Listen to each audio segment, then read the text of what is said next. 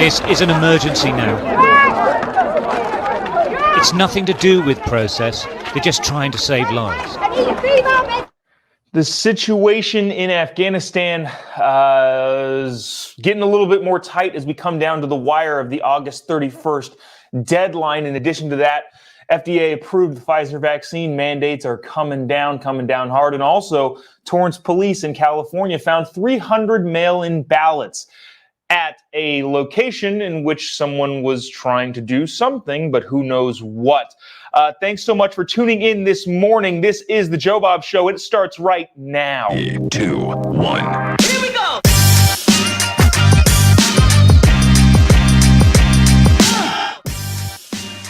Live from a dingy bunker, completely cut off from the outside world, except for you fine folks.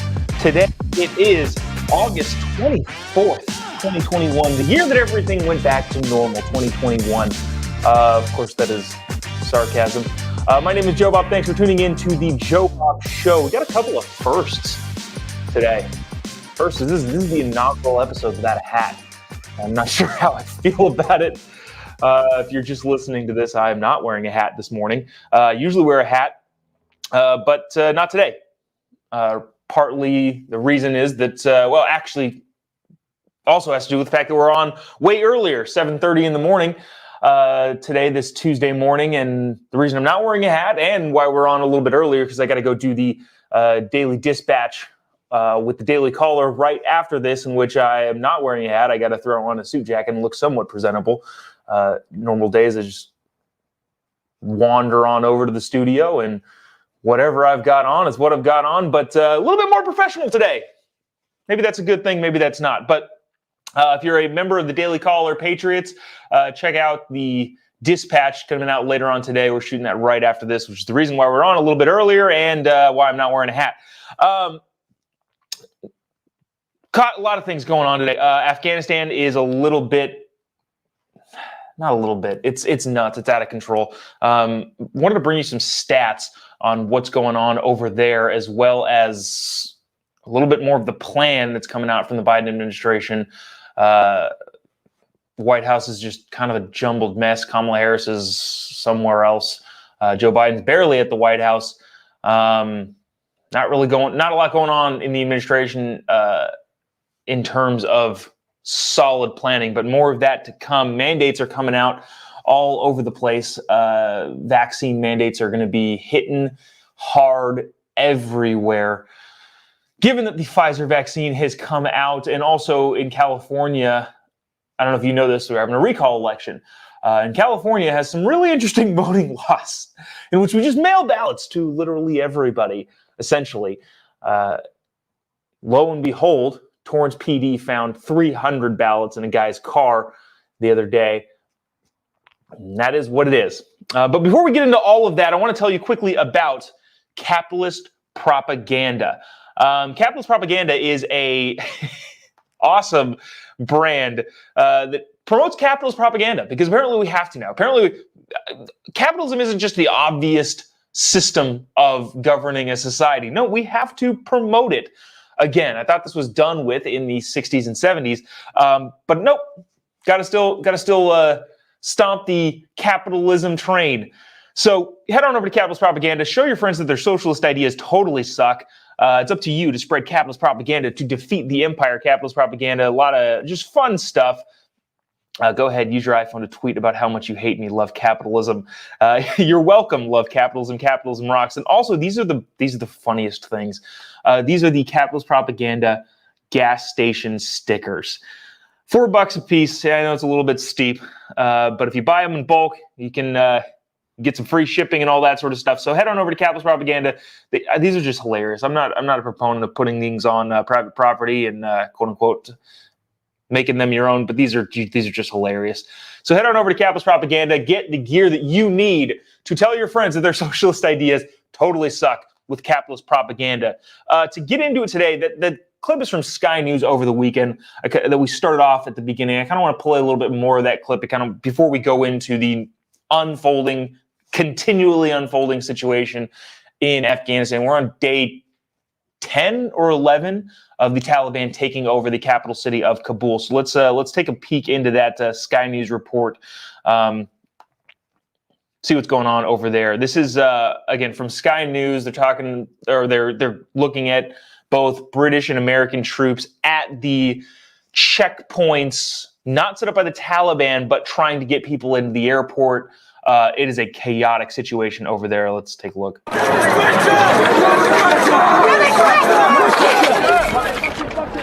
This is an emergency now.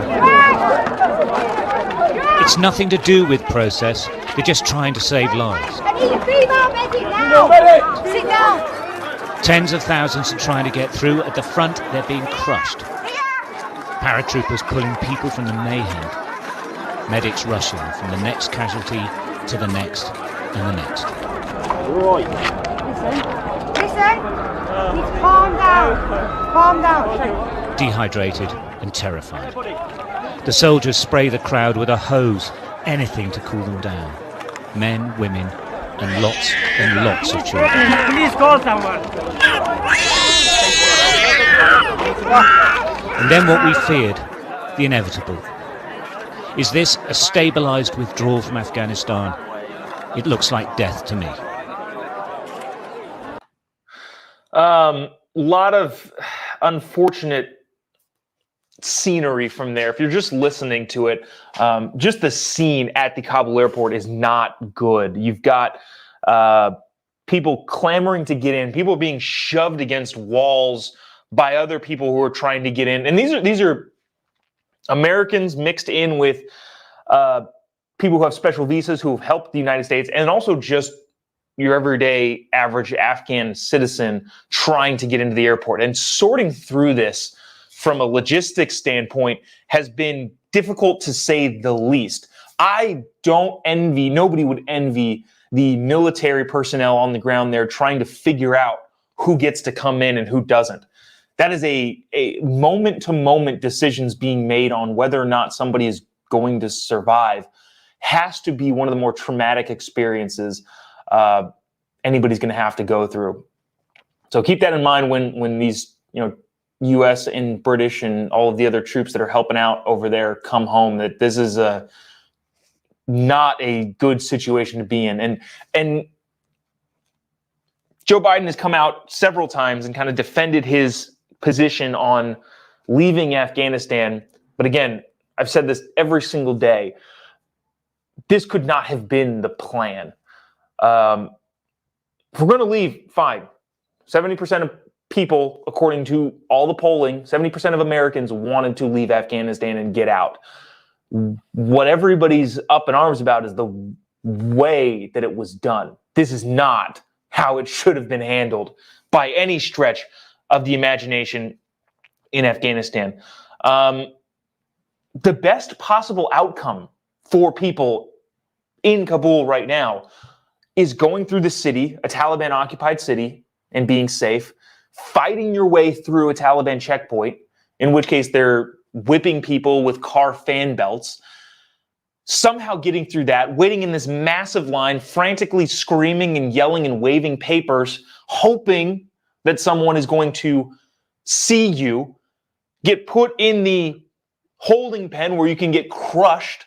7 people got crushed over the weekend to death because of people, just hordes of people trying to force their way in. And then if you survive the heat, the hours of the sun beating down on you, waiting in that line to hopefully get to the airport, then you board a plane and hopefully that plane doesn't get shot at as you're taking off. That's the best outcome for people in Kabul, which is not how that should have gone. On a brighter side, we evacuated 11,000 people yesterday. Here's the thing with that. The Biden administration, because my question is, okay, 11,000 people, that's a lot. That's great. Are those American citizens? Are those Afghan aides who are supposed to be on those planes? Or are they just Afghan people who are wanting to flee the Taliban? The Biden administration came out and said, we cannot provide a precise number on that. And I don't know I don't want a precise number. Just give me a ballpark. Is it how many? Sorry, they said they cannot provide a precise number on how many U.S. citizens are still in Afghanistan. I just want a ballpark. Is it 4,000 or is it 14,000? So the Biden administration kind of coming out with a false choice there. But like we said, 11,000 people evacuated yesterday, 47,000 people evacuated overall, which is great. Now, only the federal government, who's not good at really anything, could produce a chaotic situation such as this. Just a crazy situation such as this. But also, this speaks to the greatness and might of the United States military. Only we could have salvaged this situation. Last week, it would have taken a miracle to get people out of Kabul. And we're still doing it because the United States is the only entity, the United States military is the only entity on the planet that could pull something off like this. It still is going to take more of a miracle because there's still only about half the people out. And we're brushing up to this August 31st deadline, which is a whole other thing we'll talk about in a couple of minutes. But we've still got 47,000 people out of Kabul, which I would consider a win.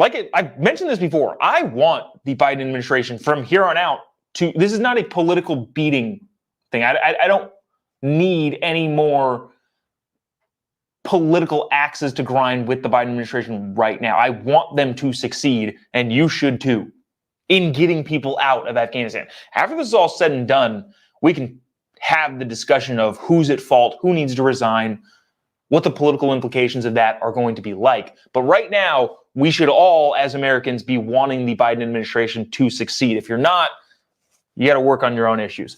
The deadline with the Taliban is August 31st. The Taliban have said this is a red line in the sand. You will not cross August 31st. The Biden administration is set to announce if we're going to hold to that deadline today. In my opinion, and in the opinion of a lot of other people, Dan Crenshaw included, former Marine Dan Crenshaw said, well, use some explicit language saying to go blank yourselves to the Taliban if you think that we're going to hold to an arbitrary deadline because we're the biggest and most powerful military entity in the world, and you're not going to tell us what to do. That's what people like Dan Crenshaw are saying that the Biden administration should say to the Taliban, but it remains to be seen how the Biden administration is going to handle that. Here's the other thing, too. In 20 years, not that this is going to be a big thing in 20 years, it's going to totally suck to find out what we had to do to negotiate with the Taliban, how much money we had to give them in order to be able to evacuate people as much as we possibly could from the places that we were allowed to evacuate them from. Not only are we having to give them cash, probably, or something in order to get our people out, we've also, by default, by the poor planning of the Biden administration in the withdrawal from Afghanistan, have given them a bunch of other stuff, including vehicles. Now, I read this number and I was blown away at how much we've just left there. 75,000 military vehicles are now in the hands of the Taliban. 75,000 military vehicles, including about 1,000 MRAPs, which at a cost of $670,000 per. United States taxpayer dollars now given to the Taliban. 208 airplanes and helicopters, which now, I guess the silver lining is that they can't fly those helicopters, so they're seemingly irrelevant, but, you know, still there. And those Black Hawk helicopters cost $21 million a piece, United States taxpayer money, but they still have 75,000 vehicles that they can very easily drive. Like, it doesn't take a rocket scientist to drive, it doesn't take a helicopter pilot to drive a motor vehicle. We left 25,000 grenade launchers there. Also, 600,000 rifles and firearms left for the Taliban to use, likely against people that are friendly with the United States, obviously. Joe Biden mentioned this the other day, and he's right because it's a crazy statistic. We spent $150 million a day over the last 20 years there. Holy cow. $150 million a day. Now, a lot of that is in, not a lot of it, but a good portion of it is in the 75,000 vehicles that we're giving to them, the 208 airplanes and helicopters that we're giving to them, and the 600,000 rifles and firearms that we've just given to the Taliban because we didn't have a good plan of getting out. But in some levity, the Biden administration, Joe Biden, welcomed the WNBA champions, the Seattle Storm, my favorite WNBA team, to the White House yesterday. Look, they probably had that on the books, and I don't really want to hit them too hard for that. But seems like bad optics, especially given the situation. Joe Biden hasn't been in the White House for an extended period of time. He's come back, given some press conference, went back to Delaware, went back to Camp David, all that sort of stuff. Hasn't been around, foreign leaders can't get a hold of him. Boris Johnson said he's tried to call Joe Biden for a 24-hour period straight, just tried to get a hold of Joe Biden and couldn't. WNBA can. Look, and look, again, they probably had this planned for months. And I don't really want to hit them too hard for it, but the optics of it just looks bad, Joe. And again, the Seattle Storm is my favorite WNBA team. I'm out and proud a Seattle Storm fan. But to have them at the White House in the midst of all of this, especially when the administration has been so difficult to get a hold of, just seems like not the best decision to be making with the optics at play. It's also weird. We don't have clips of this, but a lot of congressmen came out and said that Joe Biden just stated Joe Biden has dementia. I'm not one to comment on that really, but congressmen saying that is an insane step. We've never. Can you imagine if somebody had said that about really anybody else? Nobody came out and said that about any other presidents in the past. It would have been headline making, news breaking. Now, the caveat is that people just say that sort of stuff. We throw around the impeachment term. We throw about, she's an idiot. But, the fact that several congressmen are out and saying that is not nothing. But anyways, that's the situation going on in Afghanistan. It's not a fun subject to continue talking about. As you can see in these videos, maybe we'll play a little bit more of this as we transition out. But these images coming out of Kabul are not fun to talk about constantly. In the mayhem, units rush through the crowds to shore up weak points in the evacuation center. Everyone working flat out, trying to stem the tide of an unfolding disaster. The problem now is not trying to control the crowds per se, it's the fact that at the front people are just getting crushed. So thousands of Afghans who are coming, who have no right to come here, but they're coming anyway, and they can't just leave them to get crushed in, and the heat is terrible and there's lots of children. So they're having to have a sort of secondary barrier where people who may have never get in properly are at least safe for the time being. It just seems to go from bad to worse here, and there's, I don't know, almost speechless as to what they're going to do about it. So the scenes coming out of Kabul are not fun, and again, I don't want to dwell on it too much because we all know what's going on with the Afghanistan situation. It's just not good, and we're fortunately making progress. We got 11,000 people out yesterday, 47,000 people out overall, but it's just not, not fun to talk about on a day-to-day basis. What's also not fun to talk about is the Pfizer vaccine got approved by the FDA, which was a lot of businesses and governments all over the place was talking about how the FDA approval hasn't come through quite yet, but when it does, you can expect vaccine mandates, and that's exactly what's happening in a lot of situations. So this is going to be an unavoidable thing. It's going to just spark a big protest, counter-protest, whatever you want to call it, with the whole vaccine mandates. COVID numbers are on the rise. There's some caveats there, but let's just be honest with the situation, which is only going to empower businesses and governments to mandate the vaccine. Now, we haven't gone in depth specifically on why that's a terrible idea, because I've really just pointed people to the Daily Caller video that we did a couple weeks ago, in which we outlined all of the different statistics and CDC and FDA numbers as to why it's doesn't make any sense. But I figured maybe we'll go through some of those today. There's no statistical reason to mandate vaccines for people. It doesn't help the herd. It's a you thing, which is fine.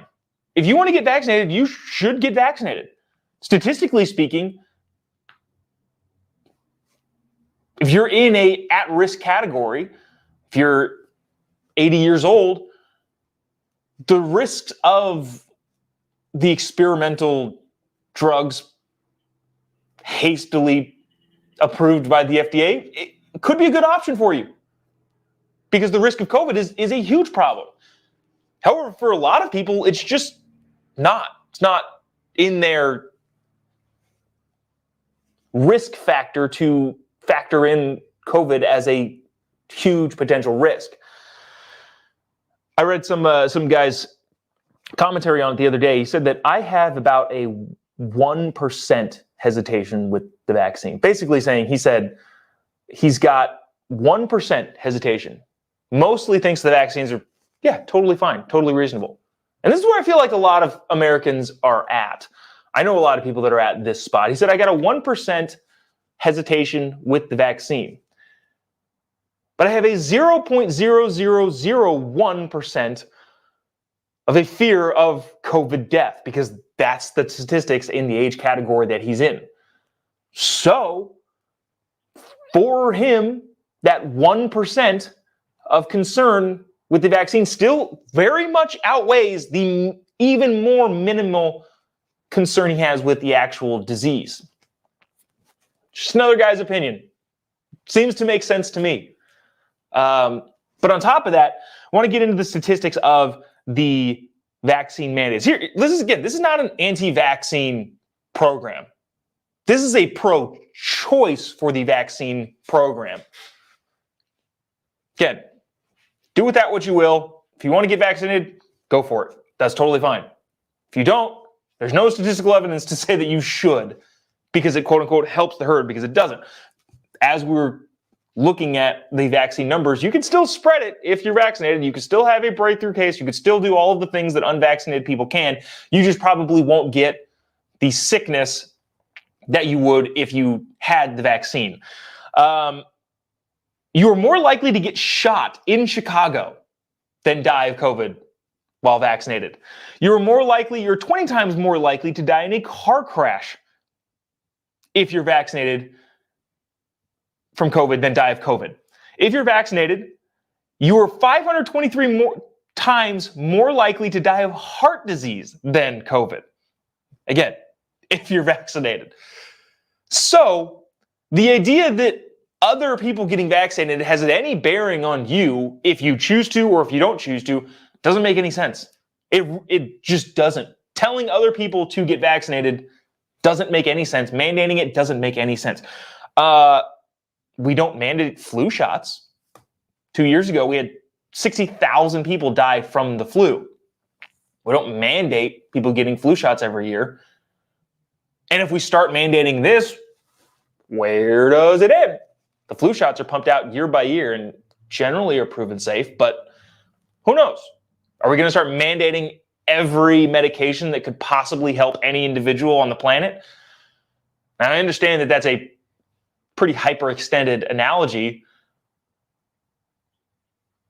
but just like going into debt, I want to say this was Emerson that said this, but I could be wrong.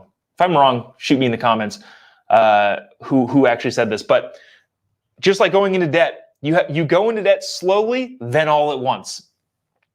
That's the concern that I have with the vaccine mandate. There's a funny meme, maybe I'll post it later. There's a pie chart, and it said, things I'm worried about. And there's like a tiny sliver where it said COVID. And then the whole other part of the pie chart was my constitutional rights being taken away. And that's where I think a lot of people are. Again, if you want the vaccine, get the vaccine. Totally your choice.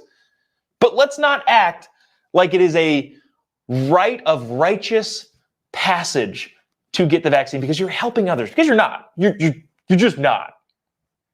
Now, there's the argument to be made that, well, people who get the vaccine won't get as bad of symptoms, and then a variant won't be able to spread. There's a lot of reasons why that's wrong. There's some people, and I don't know how much credit to give any doctors at this point, but there are some doctors that say that, well, the variant will more likely come out of a vaccinated person because it's trying to figure out how to infect that vaccinated person. So vaccinated people could also create a variant, but let's just say that that's not it. Let's just say entirely variants come out of unvaccinated people. Okay, the majority of the world is going to be unvaccinated for a long time. So unless we're willing to shut down all international trade and travel for the foreseeable future, the idea of causing another variant among unvaccinated people just doesn't really make any sense. That's just where we're at. Holy cow, I just looked at the time. I've got to do another show with the Daily Caller here in a little bit, so I want to run through these other stories pretty quick. Scott Gottlieb was on because there's a lot of people talking about kids getting vaccinated and what that situation looks like. There are more kids or younger people going into the hospital. Here's what Scott Gottlieb had to say about that. Is the Delta variant worse for people, or is it just spreading more quickly and doesn't necessarily have as bad of an effect on the younger generation as the OG COVID? Here's Scott Gottlieb. In terms of the pathogenicity of the virus, your second question, there's no clear evidence right now that this is more dangerous in people when they get infected. It's just simply far more contagious. And so we have a denominator problem in that we're seeing the numerator of people who are getting infected and getting in trouble, getting hospitalized, but we don't see the denominator of all the infections that are happening. And I suspect that's very apparent with kids. We're probably infecting many more kids than what we're picking up. So it looks like a lot of kids are being hospitalized relative to past outbreaks. But in fact, this outbreak's probably infecting more kids than what we've seen in the past epidemic surges. So Scott Gottlieb is basically saying the denominator is changing. There are more people getting COVID. So it doesn't. So again, to lay this out, there are more younger people going into the hospital because of COVID. That's just statistically factual. What Scott Gottlieb is saying is it's not necessarily that this new variant is worse. It's just that more people have it. So while the numerator is going up, so is the denominator. So the same statistics kind of still apply. In line with trying to get vaccinated, Rochelle Walensky was on yesterday or a couple days ago and said this, which is not helpful in terms of getting people vaccinated. Reports from our international colleagues, including Israel, suggest increased risk of severe disease amongst those vaccinated early. Given this body of evidence, we are concerned that the current strong protection against severe infection, hospitalization, and death could decrease in the months ahead, especially among those who are at higher risk or who were vaccinated earlier during the phases of our vaccination rollout. This is, again, not a way to get people vaccinated. Rochelle Walensky, the director of the CDC, is saying that, well, if you had the vaccine early, you're at more risk, which probably makes scientific sense. But here's the problem. We have scientists trying to convey information to people, and they talk in science terms and talk about, well, and I know this is trying to dumb it down as much as she can, and I don't really blame her for it. This is public communication was probably not her field of study, but stuff like this isn't going to coax people to get the vaccination, saying that, if you got COVID early and you got the vaccine early, probably doesn't really do much for you nowadays. You're going to be at higher risk of death. You're going to get a lot of people going, well, so then it wears off, and how does that work? Another interesting point that was brought up the other day with a friend in a conversation was that the difference between vaccinations that have been mandated by the government in the past, your measles, your polio, all that sort of stuff, is that they were lifelong vaccinations as opposed to a temporary vaccination that, like Rochelle Walensky from the CDC just said, wears off over time, and you could be at higher risk if you had gotten it sooner rather than later. I don't really know where that stands in the legal standpoint, but it's just an interesting point that I kind of passed up, and I'm sure a lot of people probably listening have the same situation. As, I didn't really think of that. Yeah, these are we're talking mandates. We're talking lifelong vaccines that last your entire life. Your smallpox, your polio, your measles, your mumps. It's a different thing. Different thing. Now, again, I don't know how that really fits into the legal structure of vaccine requirements and mandates, but we'll kind of finish up with that whole topic. Vaccine mandates are coming, given that the FDA has approved of the Pfizer vaccine. Here's another interesting thing that happened out of California. I got to pull this up because we're not entirely organized. I'm going to skip a couple things today. Check this out.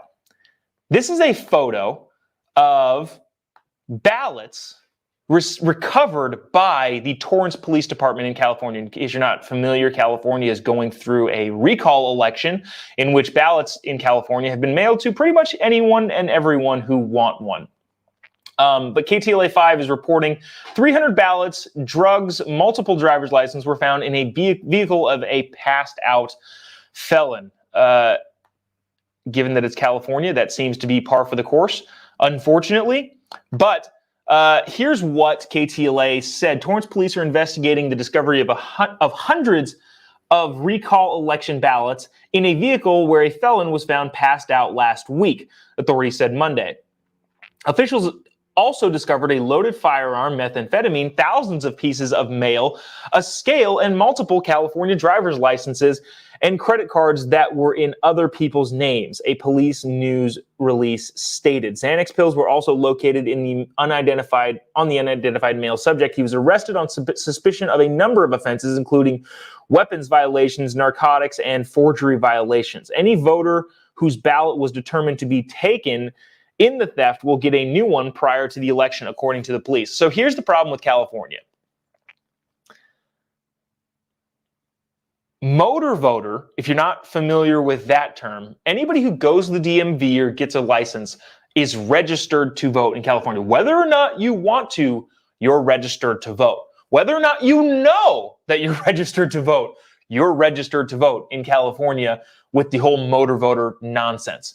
Once you're registered to vote, you could know that an election is coming up and get a ballot, or you could have no idea that an election is coming up and also get a ballot.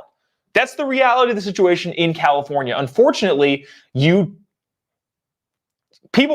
just send ballots to literally everyone. On top of the whole motor voter thing and whether or not people actually know that they're getting a ballot, we don't purge the voter rolls. Well, what does purge the voter rolls mean? Well, somebody moves to a different state or really anywhere else, we don't change that in our voter roll systems as frequently or as often as it should be done. If somebody passes away, if somebody moves out of the country, if somebody changes their name, we don't purge the voter rolls and get rid of all those people who are not registered anymore. So on top of the motor voter situation that has people getting ballots who don't know they should have ballots, we also have people getting ballots who don't live there anymore or who have since died. There's a hilarious joke that says, for the first time in my life, my grandma voted Democrat.